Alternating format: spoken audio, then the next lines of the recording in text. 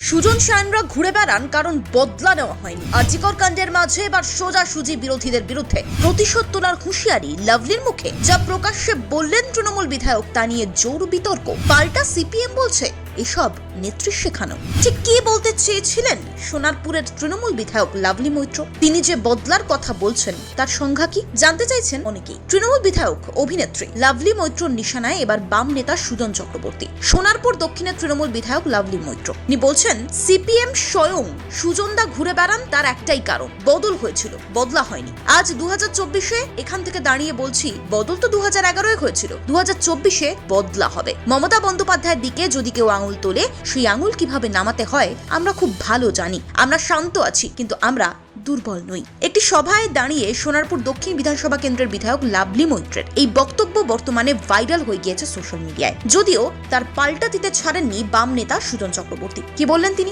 এভাবে ব্যক্তিগত আক্রমণকে বালখিল্যতার সঙ্গে উল্লেখ করে বলেছেন সুজন চক্রবর্তী, কে লাভলি? এই ধরনের আক্রমণ যে বালখিল্যতা তা নিয়ে কোনো সন্দেহ নেই। আমাদের বিরুদ্ধে কথা বললে নির্যাতিতা বিচার পাবে তো? মানুষ যেভাবে ফুঁসে উঠছে তাতে যেন সতর্ক থাকে। একই সঙ্গে লাভলির মন্তব্য প্রসঙ্গে সুজন চক্রবর্তী আরো বলেন, বেশি বাড়াবাড়ি করবেন না। অন্যদিকে আরেক বাম নেতা তথা আইনজীবী সায়ন বন্দ্যোপাধ্যায় তিনি বলেন, কতজনকে দেখে নেবেন বিধায়ক ম্যাডাম, কতজনের ওঠানো আঙুল নামিয়ে নেবেন? ও হুমকিতে আমরা ভয় পাই না। আপনার সঙ্গে আদালতে দেখা হবে খুব শীঘ্রই। এক্ষেত্রে রাজনৈতিক মহল বলছে, ক্ষমতায় আসার পর রাজ্যের মুখ্যমন্ত্রী বলেছিলেন বদলা নয় বদল চাই। আর দিন কয়েক আগে ক্ষমতায় আসার প্রায় 1.5 দশক পরে নিজের সেই অবস্থানেই বদল আনেন মমতা বন্দ্যোপাধ্যায়। তৃণমূল ছাত্র পরিষদের প্রতিষ্ঠা দিবসের মঞ্চ থেকে তিনি বলেছিলেন, চক্রান্তকারীদের মুখোশ খুলে দিয়ে ফোঁস করতে শিখুন। মমতা বলেছিলেন, আমি অশান্তি চাই না, কিন্তু কুৎসা অপপ্রচার চক্রান্ত করে যে আপনাকে রোজ কামড়াচ্ছে আপনি তাকে কামড়াবেন না, কিন্তু ফোঁস তো করতেই পারেন।